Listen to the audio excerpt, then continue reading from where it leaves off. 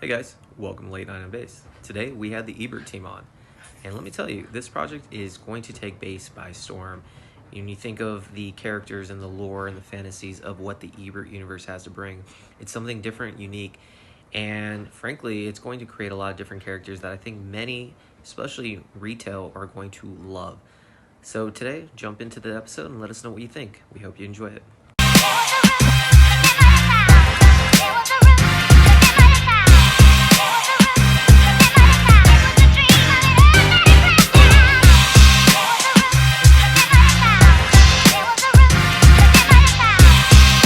Welcome, everyone, to another edition of Late Night on Base. Today on the podcast, we are super thrilled to have Eric from Ebert on, and I think you guys are going to really like this.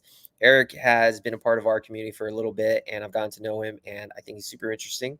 I think his project's really interesting as well, and I think it's important for him to share the story about what Ebert is all about. So, Eric, before we begin, how are you doing today? Doing well. Thank you very much. Yeah, it's good to be here. I appreciate you giving us a platform and helping us get the word out. So thanks for having me. My goal in this space with this podcast is to give the platform to honest, hardworking teams and devs who are trying to do things the right way on base. And I'm not just saying that because you're on this show with me, but I can tell that you have those characteristics, and I can easily tell. And so I think it's just a natural fit to get you on. So I'm very happy that you're on with us. And before we begin, also your background, super cool. For those that are watching on YouTube, you can see it. If you're on Spotify, get on over to YouTube. You can tell this is a professional. Are you like a designer, animator, in addition to running a project?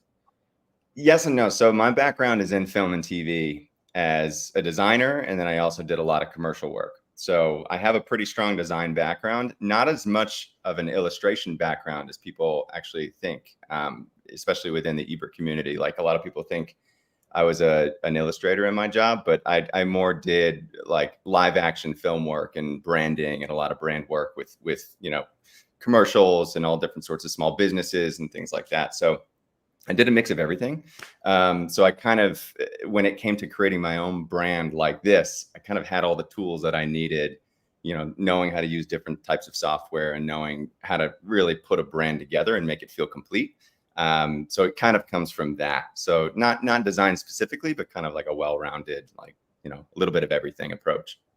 Awesome. Well, we'll get into you as to who Eric is as a person later on this podcast, because I think it's important for your community to get to know you.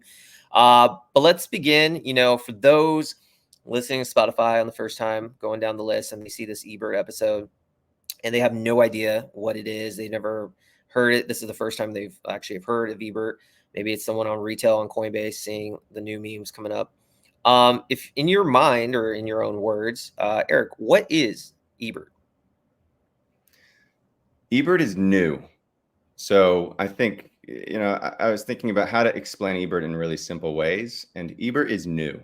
So Ebert is a character-driven project, and it's been in development for a few years now. I started creating the concept for Ebert and all the background and context like probably almost 4 years ago now. And the purpose of launching it in this way is to kind of distribute the IP of the project and of the character itself and all of the ecosystem of characters that are involved in Ebert to the holders themselves. So people own a piece of this project. They own the character itself. So I say Ebert is new because it's completely unique. It's not a CTO. It doesn't represent anything else. It's completely from my, crazy brain. So it's something that I wanted to bring to this space, to bring a freshness to this space, and allow people to discover a new character, kind of like they discovered all the Boys Club characters. There's so much context behind those characters and everything that Matt designed for them. There's story, and with Ebert, it's the very same. There's so much story, and there's so much that went into who Ebert is, where Ebert came from. So it's kind of, it's more taking that approach. We're obviously involved in everything that we can be involved in the crypto space, as everything else is. But what we're trying to do is something different. It's animation driven. We're trying to do really, stellar designs and things that like bring the crypto space to like a new level of like content creation, really. We want people to see that you can utilize this space to, create a community, and also create a community that are really enthusiastic about good art and good story and good characters. So it's been in development for 4 years. Was the plan always to bring it into Web3? Was there, I guess, what was that thought process from creation? So yeah, no, that's a perfect question. So my background is in film and TV. I mentioned before, I did like a decade of my time in the trenches working in films. So initially, when I created Ebert, I was going to go the traditional route. I was going to go probably the studio route, probably work with some sort of a production company that could oversee a lot of the production of Ebert, and kind of handhold us through that process. But as I worked more and more in film and TV, I realized how tied my hands would have been, really on the creative level, to pursue something like this, and to take it to, actual funders, and to take it to production studios who would probably fund the project and then decide what to do with the project. So taking it to Web3 was kind of not something that I had initially planned to do, but when I realized that I would be backed into a corner taking this the traditional studio route, I felt like there needed to be another way to like develop like a franchise like this. And I feel like this is a really good way to do it. Just kind of put it out to the people, see what the reception is like immediately. You get feedback from your investors like every day in Telegram all day long. So it really helps to guide the ship. And I feel like so many of the installments that we've really implemented this last few weeks have been so community finessed that they just feel like they're landing really well, because everything is really just communicated openly and stuff. So no, initially not planned for Web3, but happy we did it this way.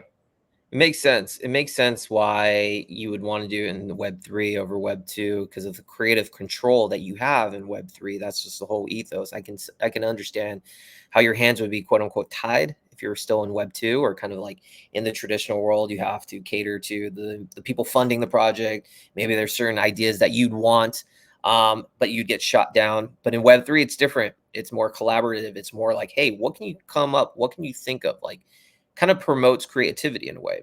And so It's I think that's really cool to see that it was initially like not thought of making it into a crypto project, but you kind of transitioned to that way. So I think I mean personally, I think that's a really smart idea, and I assume you're glad you did that, right? 100%. Yeah, I mean, initially I was like, okay, let's go to Pixar. Like that's like ultimate goal. Like, let's go to Pixar. Like, we have this project, we have this huge like ecosystem of stories and all this development that we've done over the course of years. Let's take it to some big studios and see what they think. But I realized that like growing in that type of a business, and I worked at such a high level in the film business, that like I learned quickly that it's either like nepotism, or like, someone on the inside, or like whatever that inside like edge that you have. That's what kind of helps you break down the doors. And it's like, for me, it wasn't a matter of, oh, I have this really good project, or I have this really good idea. Like, it wouldn't have mattered that much. Rather, like, what mattered is who I knew. So with this, it's like, okay, I can put this idea out to the people immediately and just know, like, okay, people are going to tell me if this sucks or not. And for me, like, I've shared my work with the world for so many years. Like, I want that type of immediate feedback. So with Ebert, like, it's all there. And I feel like what people are seeing is like, we've had a couple of people compare us to almost like a Sanrio. Like, they did like Hello Kitty, and their franchise is so big, and they're doing like $1 brand deals and stuff like that, because they've kind of developed this character in this way under their own umbrella. So we see a use for Web3 in getting this community driven investment into like a character development project like this, and then growing it to levels of production that gives us full control. And then we can roll a lot of that back into the token holders themselves. So it just feels like this really nice cycle of doing it this way. We have control, we can be creative, and we can like get shit done. We don't have to wait on anybody to tell us what to do. So Yeah, you get immediate feedback in real time, and it basically back on Web3, it gives you guys, or Web3 in general, it lowers the barriers to enter in a way. Like you're talking about nepotism, you're talking about who just to get into production in the traditional world. There's no guarantee. You might have an amazing idea, but there's all these like bottlenecks. But in Web3, it's like, no, I got this idea. I'm going to go to market right away, and I'll get the feedback. And that's why I think, Web3 is how everything's going to transition into. Everyone in the traditional world has a place in Web3. And I think once more people know about it, about it's capable, and you guys are, prime example, and I know you guys are going to be successful, I think more are going to follow suit. Eric, let me ask you this though. So you made the transition to Web3. Makes a lot of sense. Why base? Out of all chains.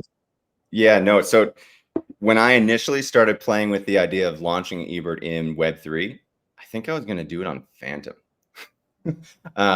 So this was like a couple years ago, and I started toying with the idea of doing it this way, but I backed off because there's a level of support that you see for new startups on Base that you just don't see elsewhere. So, and I'm not just saying that to stroke the backs of the people at Base. Like, I really do mean that. Like, and I did a lot of due diligence on which chain we should launch on. I think that Base has not seen its time in the sun yet. I think that we're still so early on this ecosystem that communities like yours are starting to form and cultivate these smaller projects who are trying to do things in like unique and interesting ways. Like, I met someone yesterday in your group that's it's like such a cool project, such a cool idea. And he's like, it has like real world implications. He's actually helping people. Like, it's a beautiful thing. And I just don't see that. I don't see that elsewhere. So I know that with Ebert, we're eventually going to want to start doing all different sorts of things with like community members and like actual real world implication and like all that stuff. Base feels like a really good platform to kind of like create the bedrock for us to be supported to do that on. So yeah, it like after I was Solana, like people want to go where the hype is, right? People want to go where the parabolic hype is, sure.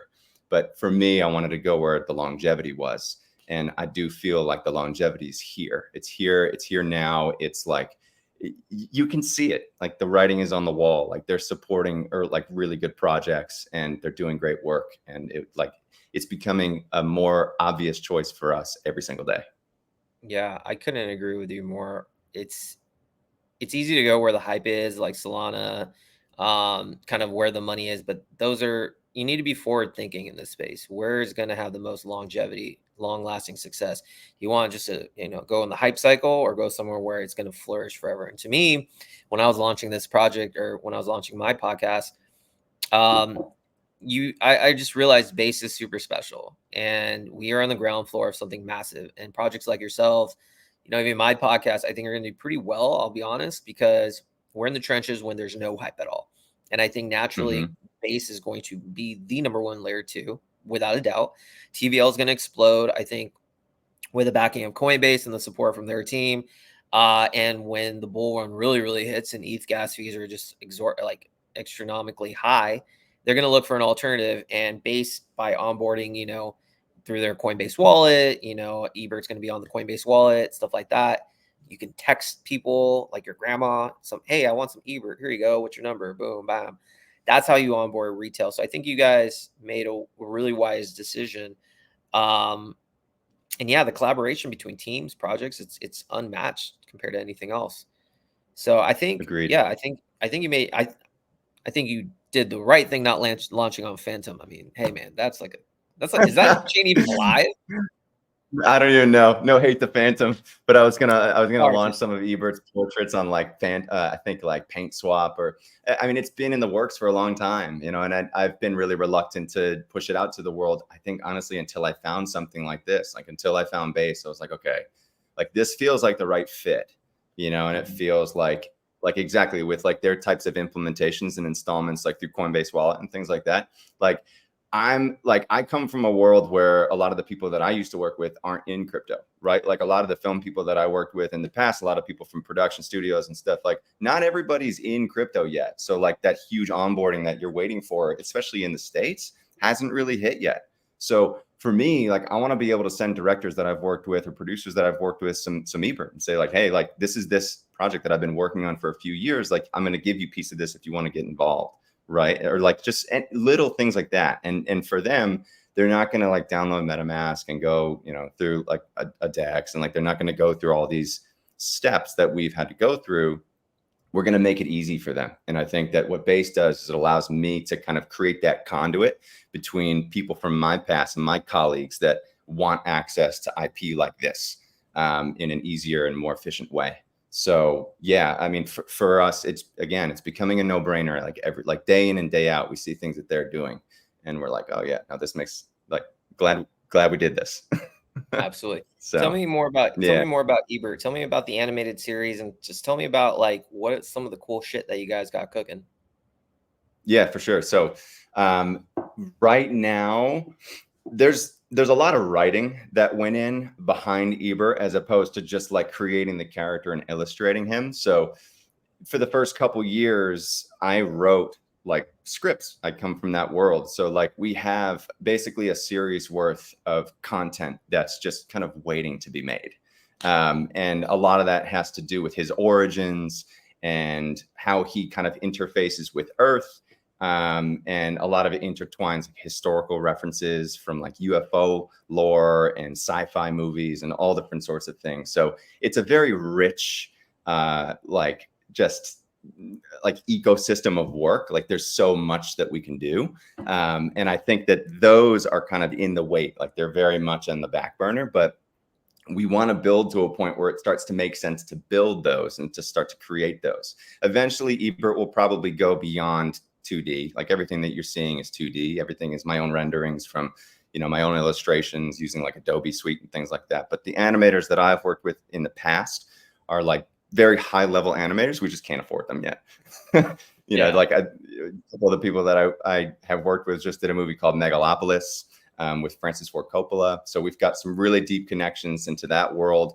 And I'm excited for the day where they can start to kind of take the character and start doing some 3D work with Ebert. And then beyond that, it'll start to really take off into like, okay, this is like a full blown animated like thing. And it's, super professional. And clearly there are good people working on it. So that's kind of like, I guess, the Cliff Notes version of what we're aiming toward. And then within that, there's just so much. We're doing like, community giveaways every single Sunday. I'm creating like an Ebert portrait for people who are active in our community. Like every single Wednesday, we have like these really big releases of information. I'm illustrating more every day than I think I have ever in my life. So a lot of the artwork feels fresh and new, and it's fun. Like it's fun to work with the momentum, and you feel like this encouragement from people who are really behind the project and want to see it go to those levels. They want to see it go to like, those like Sanrio type levels, or, some of these like really high level animated series that you see coming out of like Japan and stuff that we're really into. So yeah, like that's, the long and short of it is kind of like what the future looks like for Ebert. Maybe a little different than like a meme coin or something that you would normally see. But I want to do it differently. And I want to try to be unique in this space and to stand out in that way. I like it. I like how it's just like its own like creation, its own lore, its own world. I like instantly think of like Game of Thrones, that whole world. I think of, I think of Boys Club, that own world, how there's different characters. I'm sure now with Ebert, eventually Ebert's going to have a girlfriend or an alien Martian type love interest. I like that. I actually really enjoy the UFO side, like side of things, like extraterrestrials. Like I'm into all that stuff. So it's like cool to see as a project progresses. And like with Boys Club, they had the main character Pepe, and then all these other characters introduced, and they all did really well. So it'd be really cool to see, and especially I'm sure your community will think that as well. Like which characters are going to be introduced next. How the story unfolds, and that is different. That's not just a normal meme where it's like, all right, this is my meme. Nothing against that. But I value creativity and doing things differently. So I applaud you. I applaud you for taking the time to really think your project out. I really like that. What have been some of your, I guess, since you've been on base and launching this in the community, what have been some of your like hardest things that you've faced as a lead dev on a project that you may or may not have anticipated? Whether it's building community, whether it's getting the token to be where you want to be, what are some of your struggles? Probably just managing growth, to be honest, like trying to understand where, like, I don't want to grow inorganically. Like, I don't want to just pump Ebert as a project and just, hire some shillers and callers to like pump like, I'm not looking for that. Like, I want to build like a legit franchise. Like I'm trying to build something big. So I think that trying to temper the expectations of the people who are very used to immediacy and very used to speed, and they're very used to, like, you can see a Solana, like, I think the types of money that you're seeing flow in and out of these projects it's so crazy. Like, it's incredible, really, like the amount of money that can flow in and out of a project within a day. So building something in this way with kind of this long-term mindset does create the responsibility for me as a founder to temper people's expectations and to say, okay, well, no, we're building, we're brick by brick. Like, we are, building every day, and we have these things planned. So I think that's been a challenge. I think bringing exposure to the project just in general is, I think, a challenge for everybody. Everybody has a budget. I have a budget for Ebert. Like, we have a marketing budget. We have certain things, and we want to be smart with it. We don't want to blow budgets on certain things. We don't want to like fizzle out. We want to be here. We want to have that staying power. We want the character to have the likeness in the space that people see and can appreciate and know that it's been worked on and really cared for. So yeah, those are like a couple of the things. I think just kind of, this is the first time I've ever launched a project in crypto ever. I've been in crypto for like 6 years, since like late 2018. So like at this point, there's a lot of new for me too, like managing communities and trying to delegate responsibilities to my team and things like that. But I feel like I was made for it. Like, I really do love the response. I love leading people. I love having a team. I love seeing people get like behind the project and start to believe in it. Like that stuff like gets me out of bed. Like, it really gets me excited. So, like, yes, like there's challenges, but it's all like the friction is so welcome to me. Like, I feel like without the friction, we won't grow. And especially in these early stages, like, part of it is just bringing awareness to what this is, and that's okay. And that takes time. And I know that like good things take time. So yeah, it's a long ass answer to your question, but No, but it's jam packed of a lot of very knowledgeable answers, very strong answers. And I think, good things take time. As a project lead, I talk to a lot of founders, a lot of, heads, whether it's a CTO, whether it's a project they're actually founded. And the number one advice I always give them: don't focus on the day-to-day price at all. Don't focus at all. Things will come, things will go. If you try to organically pump something and then it's never going to be good, it'll get dumped on. You'll feel anger, you'll feel resentment, you'll feel you wasted things, and then that will consume you. And that will hinder the project's success, because at the end of the day, yes, everyone wants to make money. Yes, you want to build something that's strong, but that takes time. And I think the base ecosystem is perfect for that, because the investors and the community that make up base, they understand instant gratification is not going to happen like it's on Solana. Solana is a degen casino. I love it. It's fun, but you're lucky if a project lasts like 3 days. Straight up. Yeah. Base, on the other hand, understands good things take time, and they don't care about the day-to-day, as long as they have developers and leads like yourself who are passionate, who are coming on these podcasts, who are explaining, who are trying to figure out different ways to reach their audience. That's what they appreciate. So, I mean, in my opinion, never waste money on callers. That's like the old school way of doing things. Oh, I'm going to get someone to pump my token. Base is sophisticated. Base is much more mature. And I think, devs like you, leads like you, are going to thrive in base because of your mentality. So, props to you, man. Thank you. Yeah. Thank you very much. Yeah. I think it's exciting. Like, it's definitely an exciting time. So yeah, it's a bright future, I think, for Ebert. And like, I'm glad that I did it in this way. So yeah, I think you guys are onto something massively special, because again, it's so unique, and creating your own lore and your fantasy, like your own world and your characters, and coming from your Web2 background, which is in this storytelling type world.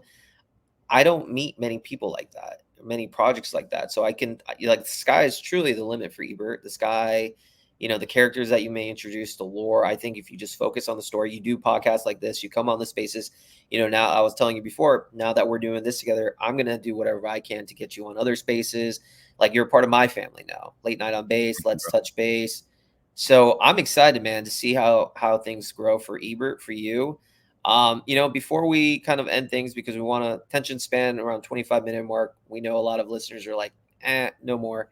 So we keep it kind of low. Is there anything, Eric, that you want to lastly say to the Ebert community? Onwards and upwards. I love it. That's it. Short Let's and grow. sweet. Short and sweet. Short and sweet. We're going to take this thing to the highest heights that we possibly can. And I'm working on it every day, and I care a lot about it. So that's what people should know. And yeah, I appreciate you very much for giving us the exposure and helping us in this early stage kind of find our footing. So yeah, hope to do it again soon.